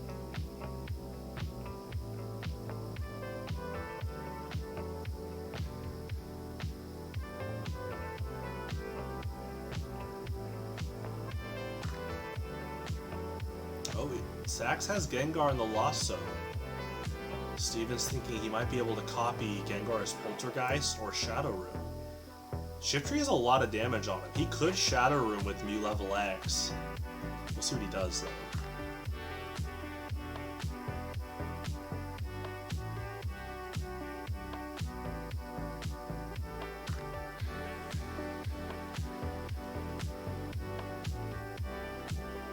Okay.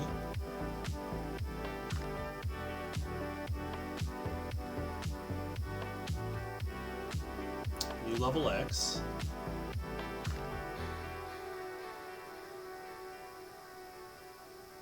Look into the Lost Zone again, make sure he really capitalizes on what's been casted there, so he can just do a ton of damage. He runs his own Psychic Energy, so he can hit a lot from Sax's own Pokemon.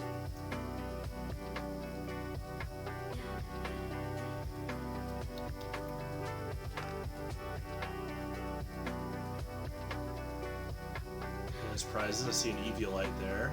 It could help. Well, he's got a Flipstone on Enamorus, but he actually got Ho-Oh Lost Zoned because of his own stadium, so he can't do a Rebirth play. Obviously, a Rebirth play would be very risky in this game state because Sax only has 2 prizes left. He copies something enough to, get a knockout, but he definitely didn't go for the Shadow Room on Shiftry. I'm not saying that's a misplay. Looks like he wanted to, get rid of the defending Pokemon. Galvantula was doing that spread on the bench. So Mew EX sitting at 80 HP. Shiftry swings for 70. We'll see if Sax has any modifiers. Oh, Steven reminding Sax that Galvantula goes to the Lost Zone. Very cool synergy because everything Mew KOs now becomes a larger move pool for Mew, as long as Mew has the energy for it. And we saw with Mirage Gate and Steven's energy variety that he just covers a ton of attacks on average.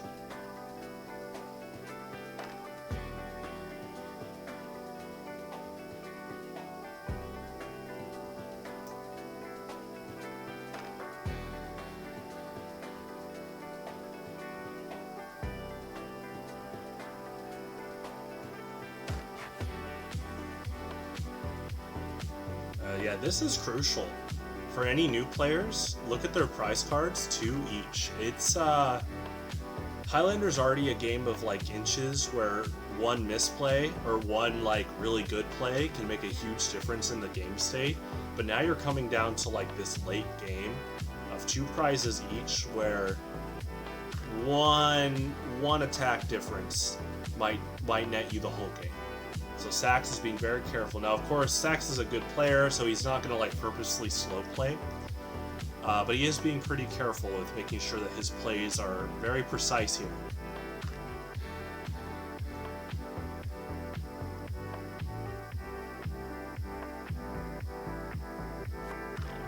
Okay, does the manual retreat, goes to Hypno.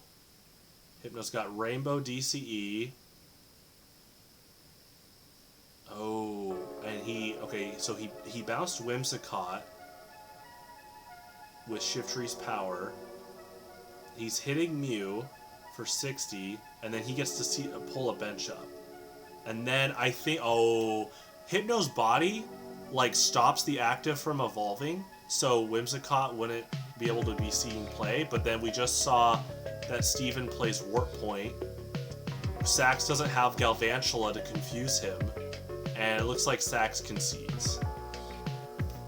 That was a great game. Alright, we're going to the final game, Steven versus Ryan. Let's go ahead and ready to set up. It's the last game of the night. Ryan is 4-0 at this point, so he's definitely having his run at the June monthly. So it looks like they're setting up their prize cards, and then we'll see what happens.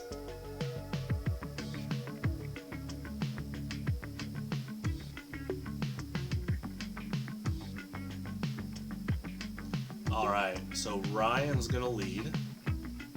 Great opener, attaches Dragon Energy to Reshiram. Uses Reshiram's second attack to attach as many Dragon and Fire Energy from your hand to any of your Pokemon. Now Reshiram has 4 Dragon on him. He's ready to use Blue Flare next turn for 120. Now he'll have to discard 2 energy, but it's worth it to just really look how much pressure's going on here. If Steven plays DCE, he could DCE energy and then basic energy on Arceus to Sky Spear for 90, but that also would threaten with Outrage from Reshiram, so he's gonna be very careful here. He can't form change on the first turn, so he can't go to Arceus level X. So he's gonna play, but in Steven's deck, he often wants to go for Mew level X, like we saw in the last game. Okay, so he gets Volbeat off a Dual Ball.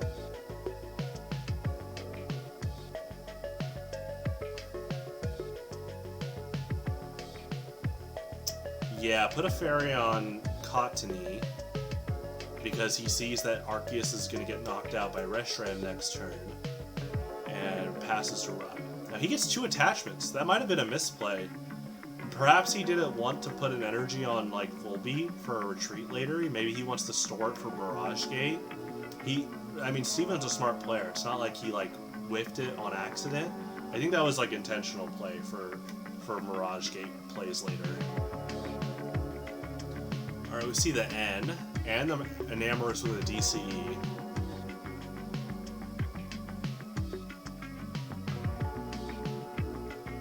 Plays, okay, Appletun.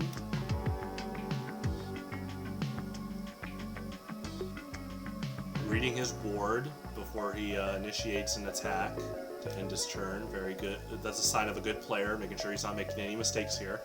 Does a Blue Flare, does 120. Steven's counting in his hand.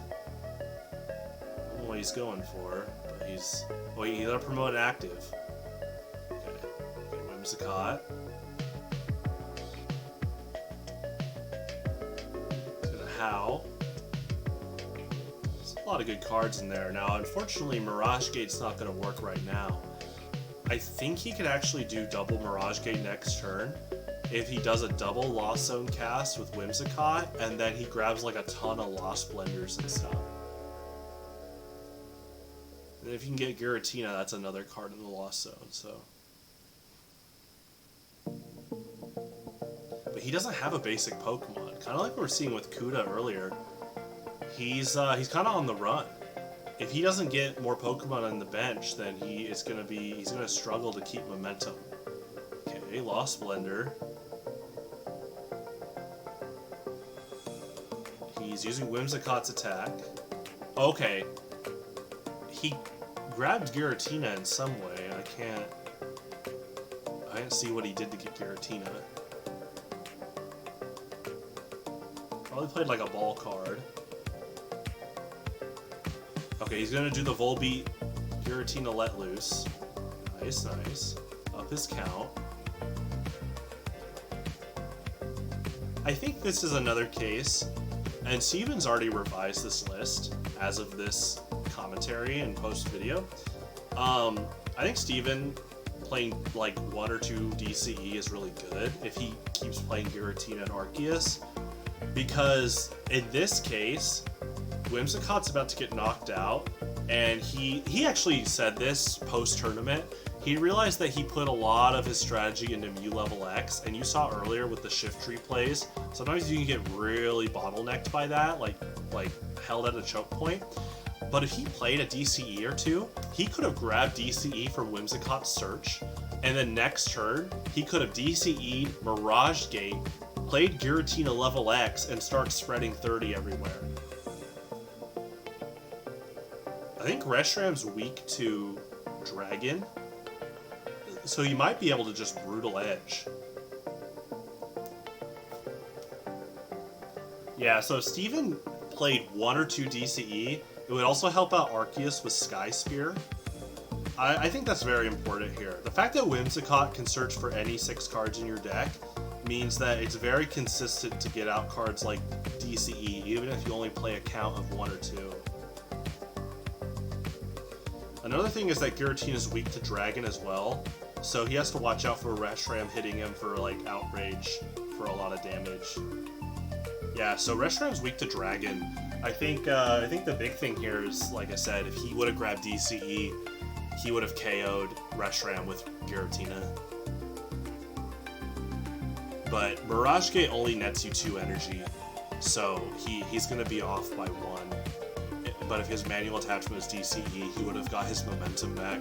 In fact, he could actually level X, and then the level X says if you knock out, or the level X says that every time Ryan attacks, he has to discard a card from his hand as a Pokebody, and if he has a 0-card hand, he actually just can't attack at all. Okay, we see the Appletun, which says that every time you attach a Dragon Energy to him, you pull up one of their bench. He uses Enamorus' attack to attach 2 Dragon to Reshram. So Steven is given an extra turn. Ryan's not going to do another... Ryan probably didn't have the DCE to do his next Blue Flare, so... We see the Ho-Oh, Lost Blender, puts in Vivillon and Shedinja. So what's really cool about Steven's deck is Shedinja has a very specific way to get him out. You have to evolve Ninjask, and then you can play Shedinja from your discard pile or your hand. It's the only way to play Shedinja out, but we've seen in the last few tournaments, players have found witty ways to shortcut that, where Sax played Rillaboom, and Rillaboom just says play a grass Pokemon with his power. That includes Shedinja. And then in Steven's case, he's actually lost-soding Shedinja, and then Mew level X is going to use Shedinja's 0 energy attacks, which are really good.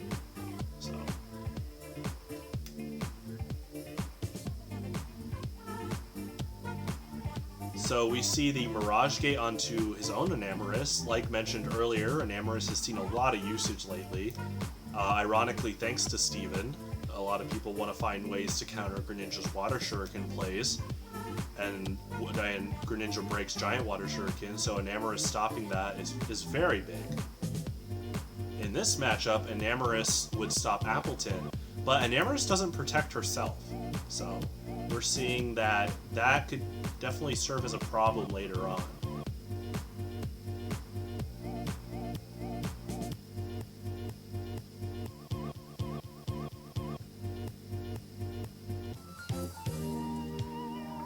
Okay, we see the Volbeat Giratina combo with the supporters being casted into both players' lost zones.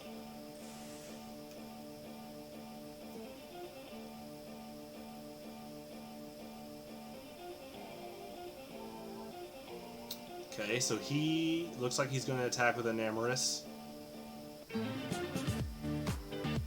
Ooh, okay, he has found a way to get energy into his discard pile to really capitalize off of Enamorus' energy acceleration attack.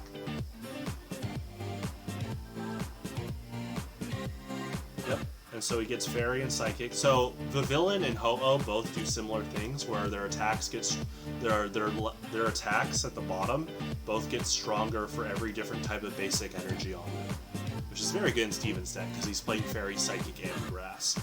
And then Mirage Gate can grab those, and like we saw, Ho-Oh and Enamorus can grab those as well pretty easily and attach them to Pokemon.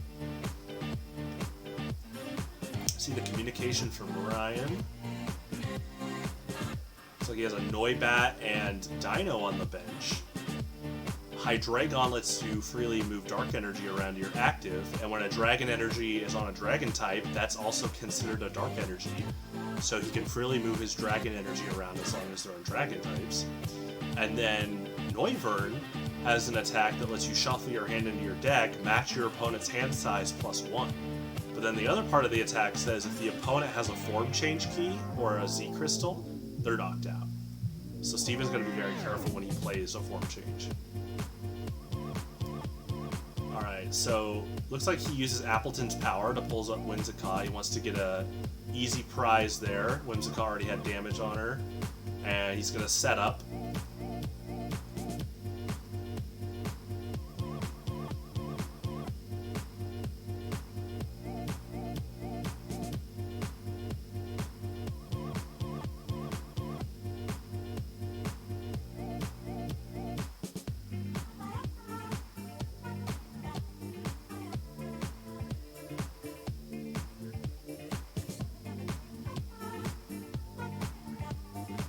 So Steven's he's in a bit of a bind because his main game plan with Mew, he sees the benched Reshiram with Experience Share. Experience Share allows you to save a basic energy and attach it to one of your bench when your active's knocked out. So Reshiram just becomes this giant bank for energy, and you can just freely Blue Flare for 120. Looks like Steven is contemplating what to do next, promotes Enamorus to set up more. He just understands that whatever he KOs with is probably going to get KO'd by Reshiram, so he's got to be careful here. Actually, Giratina level X would change Giratina's weakness, so he wouldn't be hit by Dragon types. But again, this list doesn't play DCE, and I totally understand it because Steven wants to really capitalize off Ho-Oh, Enamorus, and Mirage Gate, which all target basic energy. But I think it's really important, if he's going to run Giratina and Arceus, that you consider how strong double colorless is in a bind like this. Or like what we saw really early in the game, where he could have started doing 30 spread with Giratina level X. Or just knock out Reshiram, because Reshiram's weak to Dragon. Okay, we see the Mew. Now Mew has a Pokebody that says the opponent's evolved Pokemon that don't have damage counters cannot damage Mew. So it's it actually starts becoming very strategic on what the opponent does, because, well, look at Ryan's bench. He's got an Appletun and soon-to-be Noivern and Svilis. They all can't hit Mew until they take a damage.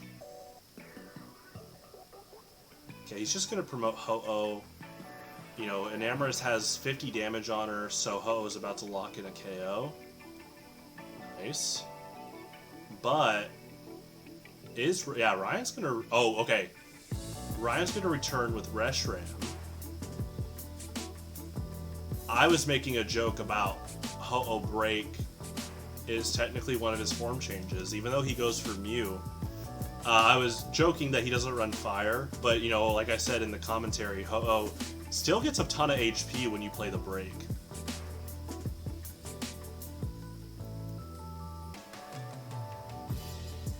I also had to call out, Ryan originally wanted Enamorus when he did the Appletun play, and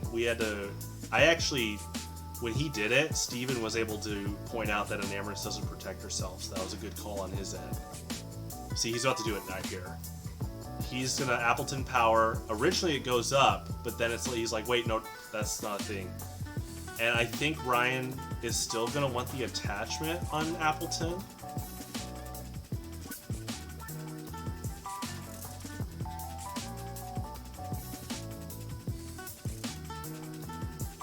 Yeah, so Appleton's still able to target Enamorus. Actually, no.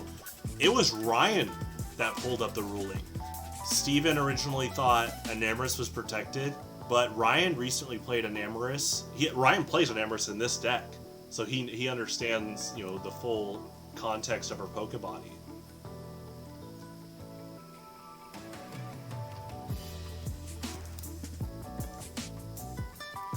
Alright, so he knocks out Enamorus.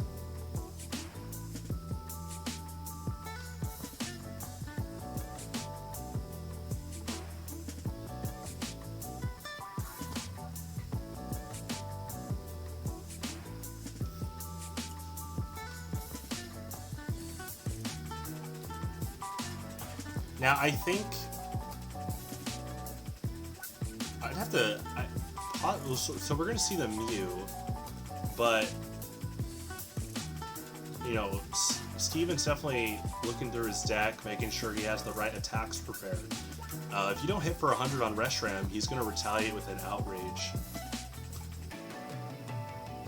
It actually looked like Ryan discarded DCE for Blue Flare. No, he had 4 Dragon Energy on him. But a reminder that Reshiram says basic, so the cost has to be 2 basic Fire Energy. There's actually an exploit with that, though. If you have DCE and like 2 Rainbows, you don't discard any energy, because none of them are basic. So, that's a very cool combo we actually haven't seen yet in Highlander. So we see Steven's Raihan. Now here's the thing. I talked about how Sax is really good at timing Raihan. So is Steven, but another cool thing about Steven's deck with Raihan, Mew level X allows you to replace your current supporter effect with one in the Lost Zone. So I'm sure you've noticed Steven runs a bunch of 1-of supporters that allows him to mimic their effect. So he has like just a giant toolbox of different effects that he can do, like Raihan or Guzma.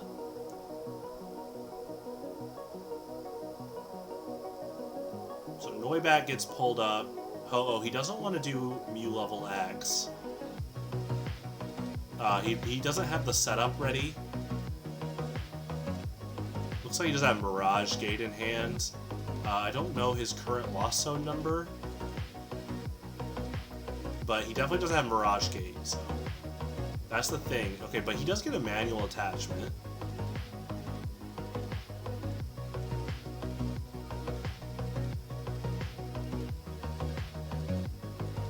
He's going to knock out Noibat with Ho-Oh.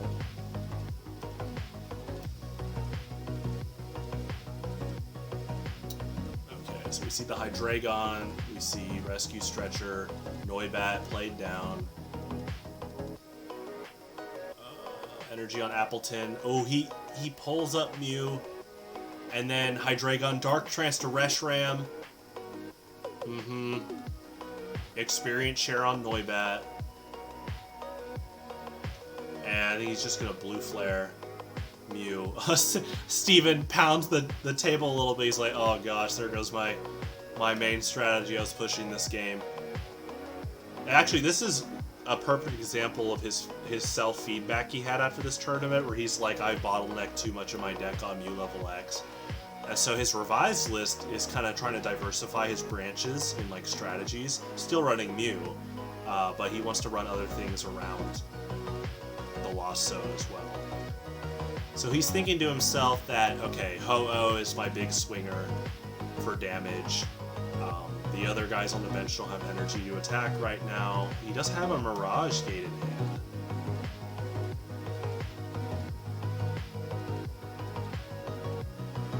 He's thinking of his options, and one of his options is to play Ho-Oh Break.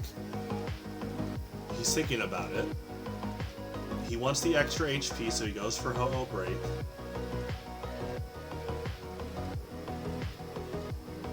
He's gonna not knock out Reshiram. Reshiram actually resists fire, so he's hitting for 60. So Ryan is thinking about... Now, see, just like Cuda with Magnezone, Hydreigon allows him to just freely move energy around, so he has a lot of options and flexibility here with what he wants to attack with. I think he's... Yeah, Evo Soda. He's about to read Noivern's first attack, and he realizes that Ho-Oh Break is susceptible to an Oko. Tosses the Noivern like, oh boy. Dragon on Noivern, Manual Retreat, and he's going to Radiant Hunt for the knockout, so just undermines Steven's intent to tank with Ho-Oh while he swings for a KO. And then Ho-Oh does not get a chance at Phoenix turn because Radiant Hunt is an effect of an attack and not damage. It'd be similar to if you use Machamp's Takeout on Ho-Oh. Because the effect plays in before the damage, Ho-Oh is not allowed to use Phoenix turn. Steven thinking about his next play.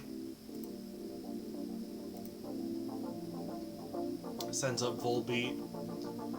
He does run Grass Energy. He could attack with Volbeat, do some disruption here. Ryan's at 1 prize left. Ryan has been swinging very hard momentum. I think we could see that crucial play is when he missed the timing on Mirage Gate on Mew. So he is going to go for Mirage Gate on Delmise. Delmise's first attack costs 2 colorless.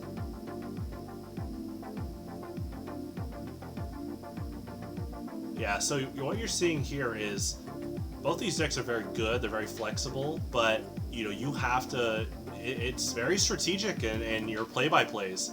And we saw Ryan capitalize on recognizing how important Mew is to the deck, and post-game, Steven realized that he might have put too many eggs in the Mew basket for this deck, and so if Mew gets cut off, it can be hard to bring momentum back.